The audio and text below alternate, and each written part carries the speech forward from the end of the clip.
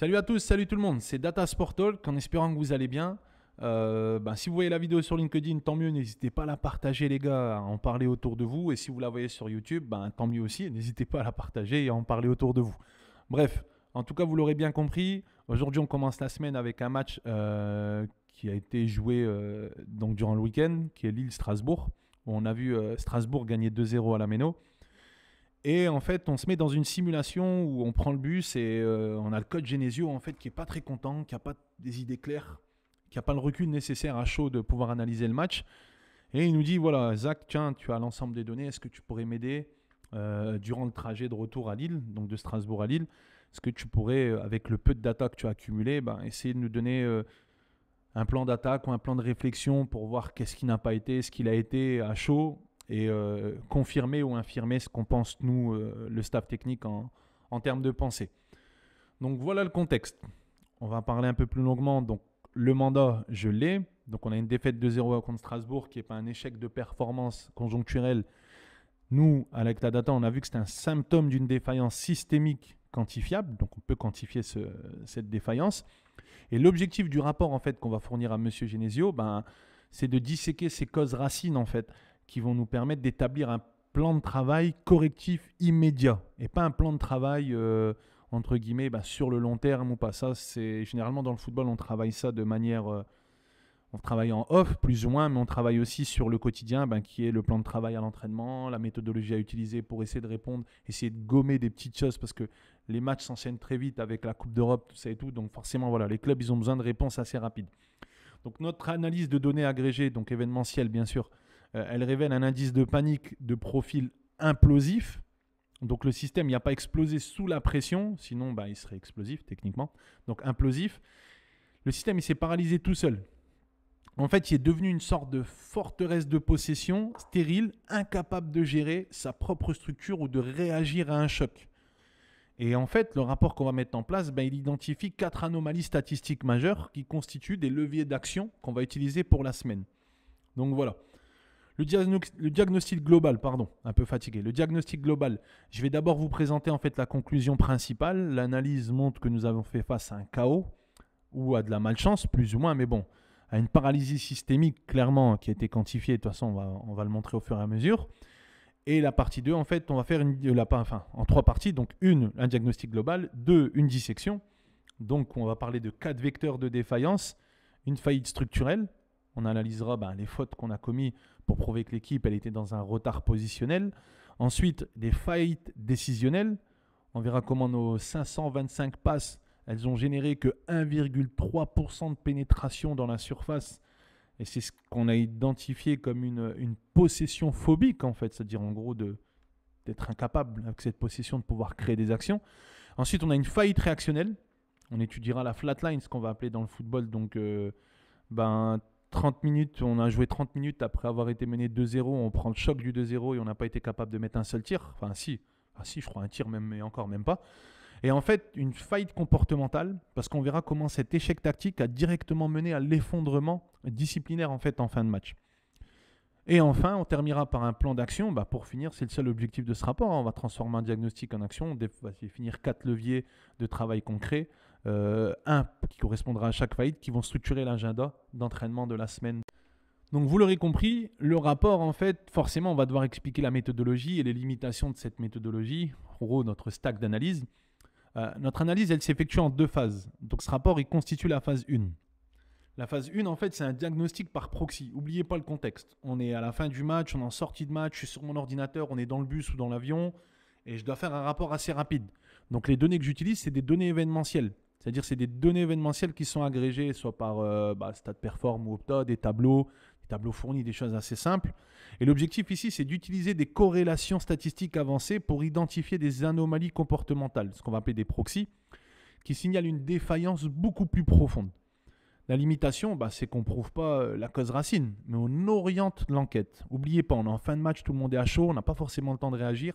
On doit mettre en place un process et mettre un premier process en place pour la semaine et au moins ne serait-ce que donner des pistes de réflexion au coach et au staff.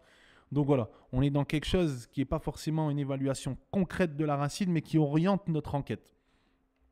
Et enfin, la phase 2, quelle qui aura lieu plus tard, qui sera une modélisation. Donc là, on pourra ajouter ce qu'on va appeler des données de tracking à 25 Hz, donc Traka, Bauki, des données biométriques, de l'analyse vidéo, parce que voilà, on va essayer aussi à travers ces rapports-là d'essayer d'emmener un maximum de personnes qui travaillent au quotidien au club et qui doit, entre guillemets, apporter sa petite pierre à l'édifice pour essayer de compléter tout ça.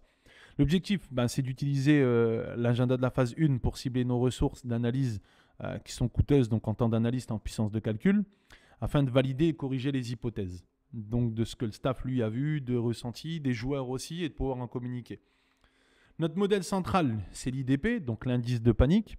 C'est un modèle composite qui mesure la déviation d'un système de son état de baseline rationnel lorsqu'il est soumis à un stress. En gros, c'est comment l'équipe elle réagit par rapport à une panique. Vous savez, dans la data, on sort plein de mots bizarres et tout, mais vous inquiétez pas. En gros, c'est un indice de panique. Donc, on va essayer de voir, entre guillemets, comment l'équipe elle réagit face à différents stress et comment l'équipe, là, dans la défaite, elle a réagi face à différents stress. Et on va le décomposer en 4 vecteurs de défaillance. Donc, la cohésion topologique du système, ce qu'on va parler de la stabilité de la formation, la rationalité probabiliste des actions, donc ce qu'on va appeler nous le risque stratégique, et la vélocité et l'efficacité de la réponse au choc. Donc on va essayer de quantifier la résilience mentale de l'équipe avec des données, n'oubliez pas que de fin de match, c'est très difficile à faire. Et enfin, on va calculer un vecteur, on va parler d'un vecteur mental, comportemental qui lui sera l'effondrement de la discipline et de la gestion de la charge cognitive, en fait, tout simplement. Beaucoup d'informations que je vous ai données en complément. J'essaie d'être un maximum technique pour ceux qui sont dans la data, mais aussi d'être compris par tout le monde. Donc vous savez, voilà, c'est un rapport qui se met en place. En gros, si je la fais pour un enfant de 5 ans, on a perdu le match, dis-moi quelles données tu vas pouvoir me donner pour que je puisse faire courir les mecs le lendemain. Grossièrement, je rigole. Donc voilà, j'ai fait tourner la machine, j'ai analysé mes données, j'ai utilisé pas mal de, comment on va appeler ça, d'algorithmes qui m'ont permis d'avoir une vision claire en fait de ce qui s'est passé. Et on arrive à un diagnostic des anomalies. Donc le résultat de la phase 1 qui me concerne moi et qui vont être communiqués pour entamer la phase 2 qui concerne donc l'ensemble des parties prenantes, donc le staff, les analyses vidéo et tous les collègues de taf en fait. L'analyse des proxys en fait a révélé des défaillances critiques sur les 4 vecteurs. Le premier vecteur sur la faillite, ce qu'on va appeler structurelle, donc entre guillemets l'anomalie d'un retard positionnel donc des joueurs. On a une observation clé avec une data de base. On a commis 20 fautes quand Strasbourg en commet que 9. Cette information-là, en fait, elle ne veut rien dire. Par contre, on a commis 20 fautes quand Strasbourg en commet 9, malgré nos 58% de possession de balles dans le match. Donc, si on fait une corrélation de data, on a des actions défensives de Lille qui sont de 13 tacles tentés pour 7 réussis, et les actions défensives de Strasbourg qui sont 16 tacles tentés et 11 réussis. Donc, on a commis plus de fautes que Strasbourg alors qu'on avait la balle au pied. Et Strasbourg a un meilleur taux de tacle et d'agression en fait de nos joueurs que nous, on en a sur eux. Donc, ce qui sous-entend, dans l'analyse de base sur la donnée, comme vous pouvez la voir, qu'on a éventuellement une incapacité à pouvoir récupérer le ballon, à les tacler et à avoir des données beaucoup moins élevées que celles de Strasbourg sur ces statistiques-là précises. Ça sous-entend qu'on a peut-être un léger retard positionnel.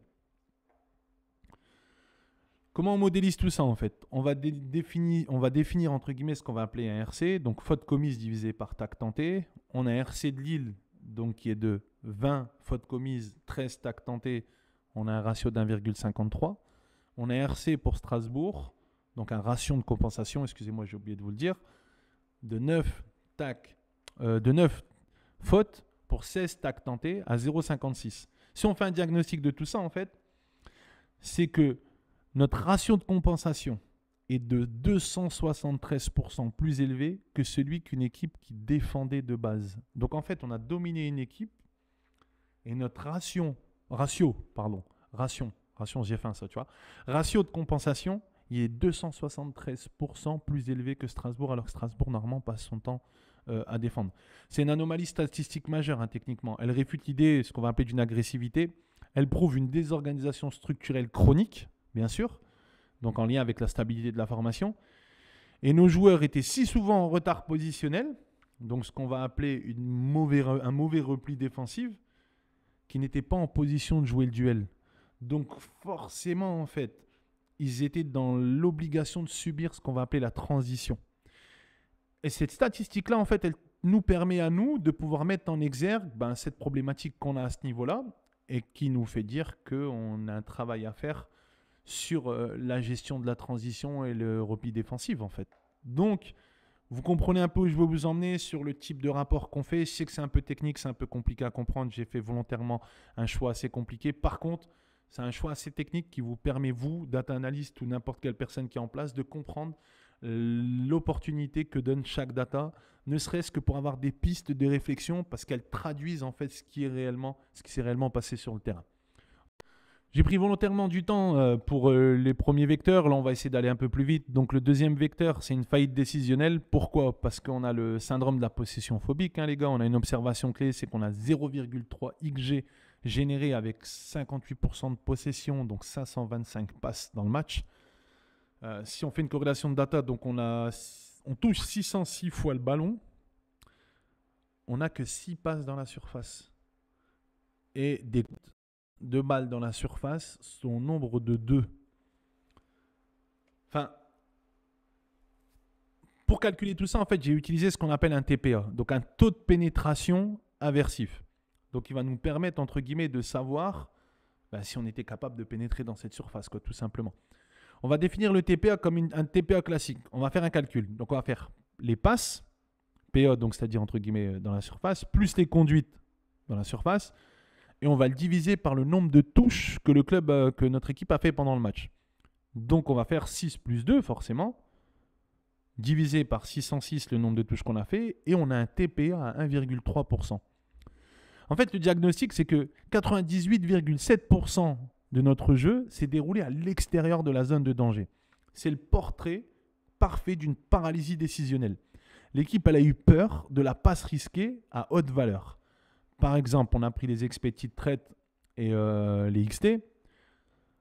Cette paralysie, en fait, elle explique une stratégie irrationnelle parce que l'équipe, elle refusait de pénétrer par le sol. Sa seule option, elle était forcément l'action à faible probabilité. Et comment j'ai pu en déceler ça ? Le nombre de centres. On a 18 centres dans une bataille aérienne perdue d'avance parce qu'on a gagné 8 duels et on en a perdu 16 dans le match. Donc en fait, on fait beaucoup de centres alors que dans la grille de lecture du match, on perd tous nos duels. Ça veut dire qu'en termes de décision pour l'équipe, on est dans une faillite totale. En fait, c'est-à-dire qu'on n'a aucun joueur qui a pris le temps de se dire, ou même le staff qui a communiqué en direct, de ma faute à moi, parce que si on fait une simulation, je suis dans le staff, d'avoir communiqué sur le fait qu'on s'entête sur une manière de jouer qui n'est pas la bonne parce qu'on perd des données, on perd des duels, on perd tout et on s'entête à faire des centres et ça ne marche pas et on ne rentre pas dans la surface, on ne tente pas de pénétrer dans la surface. Bien sûr, toujours à la faute de l'adversaire parce qu'il y a une manière de défendre, mais il faut mettre en exergue cette faillite décisionnelle. Vous l'aurez compris, c'est très compliqué de faire des rapports de match, mais il faut bien rester concentré sur les grands titres. Ce que je vous donne, en fait, c'est du calcul, c'est de la manière de voir les choses, mais ça vous permet à vous aussi de comprendre un peu mieux comment on fonctionne en termes de data analyst et comment on analyse tout ça à chaud très rapidement. Ça, je le fais en 20 minutes, les gars. C'est quand je vous en parle, ça prend plus de temps, Même pas en 2-3 minutes, j'ai déjà sorti les données et je peux communiquer en direct avec les coachs pour lui dire, voilà, tac, tac, il y a ça comme problème, le style de jeu là, il n'est pas bon, tu devrais pencher peut-être sur tel remplacement ou tel truc. Enfin, voilà. En gros, une faillite décisionnelle établie, on va s'intéresser. La faillite réactionnelle, les mecs. Donc simple, le choc, on prend le but de Strasbourg à la 62e minute, on a 0 tir lillois entre la 62e et la 92e. On fait 3 changements, Igaman, Broholm et Sarawi. Donc le coach, il essaye quand même de faire rentrer des joueurs offensifs. On a une production cumulée qui est de 57 minutes par joueur. On a une production agrégée des remplaçants de 34 touches pour 0 tir, 0 XG. Donc en fait, désolé, quand on fait 3 changements et les mecs touchent le ballon, mais il n'y a pas de tir, il n'y a pas de XG sur 3 profils très offensifs, notamment Igaman, Sarawi en créateur et Broholm aussi, c'est une faillite systémique, tout simplement. Le choc n'a pas seulement paralysé les 11 titulaires, mais il a été contagieux, le système, le coach, le banc. Il n'y avait aucun protocole de reboot en fait pour cette équipe, ni tactique, ni mental. Donc on est une équipe qui s'est retrouvée en fait sans réponse. Qui a joué un match de foot, en fait, on aurait pu le jouer 4 jours, ben, en fait, on serait resté sans réponse parce que à aucun moment, en fait, on a réussi à trouver ce protocole de reboot pour se remettre à zéro après avoir subi un choc. Donc on subit un premier choc sur le premier but, un deuxième qui est le choc principal parce que celui-là, généralement, il coupe les jambes. Et on se retrouve dans un match où on prie pour la fin du match, quoi, tout simplement. Allez les gars, c'est compliqué, hein, c'est très compliqué. Enfin, le quatrième vecteur, donc on témoigne d'une faillite comportementale. Ça, c'est le plus rapide à faire. Hein. On fait une observation des échecs des vecteurs qu'on a eu déjà depuis le début. On regarde le nombre de fautes qu'on a commises, donc 20. On a un total de cartons jaunes de 4. On a une chronologie des cartons précoce à la 37e minute pour Perrault. Et ensuite, après, on a une explosion disciplinaire. Donc, on prend 3 cartons en 2 minutes, 93 et 95. Les cadres de l'équipe, André, il fait 3 fautes, un carton jaune. Perrault, 3 fautes, un carton jaune. Enfin, c'est la signature d'un effondrement mental, en fait, tout simplement. Hein, c'est une frustration. Elle était déjà présente avant le chaos. En fait, l'explosion finale, elle n'est pas forcément tactique. C'est une abdication émotionnelle, en fait, de l'équipe. Les cadres qui devaient stabiliser le système, ils sont devenus des vecteurs eux-mêmes d'indiscipline. Et la charge cognitive, donc liée à la frustration des échecs, elle est saturée et elle mène à des décisions comportementales qui sont devenues irrationnelles, en fait, tout simplement de la part des joueurs. Donc on a vu 4 vecteurs qui ont causé, entre guillemets, cette problématique qu'on a dans le match. Donc on va pouvoir, on a posé le 1, 2, 3, je me suis perdu. Non. On a mis le cadre, on est data analyst au club, fin du match, tout ça et tout, on fait un rapport. On a établi en fait 4 vecteurs de faillite qu'on va pouvoir, entre guillemets, donner au coach, mais aussi, vous savez, les coachs, ils n'ont pas envie de se prendre la tête des fois aussi. Ils aiment qu'on leur donne ce qu'on va appeler un agenda ou des leviers pour pouvoir ne serait-ce que travailler. Donc comme on ne fait pas les choses à moitié chez Data Sport Talk, après avoir dit ce qui s'était passé, je vais donner les leviers. Les mecs, on a fait une analyse complète de notre match, rapide, à chaud. N'oubliez pas les gars, c'est 5 minutes après le match, donc c'est vraiment histoire d'avoir des leviers sur comment s'est passé le match et pour que le coach et le staff puissent travailler. On va faire ce qu'on appelle un agenda de performance où on va passer donc de l'analyse à l'action. Ce diagnostic en fait de la phase 1, il a permis d'initier donc cette phase 2 qui va être l'agenda de travail en fait qu'on va mettre en place, pardon. Moi, n'oubliez pas, j'ai un rôle assez simple, mais je vais pouvoir proposer en fait pour essayer de donner des billes et une orientation au coach pour qu'il puisse avoir une réflexion précise. On prend le levier numéro 1 que j'ai trouvé. Donc on va auditer et corriger ce qu'on va appeler le repli défensif. On a une hypothèse en fait à tester par rapport à ce qu'on a analysé. Notre structure défensive, elle est déjà déséquilibrée pendant notre phase de possession. C'est-à-dire que pendant notre phase de possession, comme un match qu'on a eu à Strasbourg, on était déjà déséquilibré alors qu'on a le ballon. Et en fait, c'est ce qui cause ce que je vous avais dit, donc l'ARC, le ratio de compensation, à 1,53 pour notre club.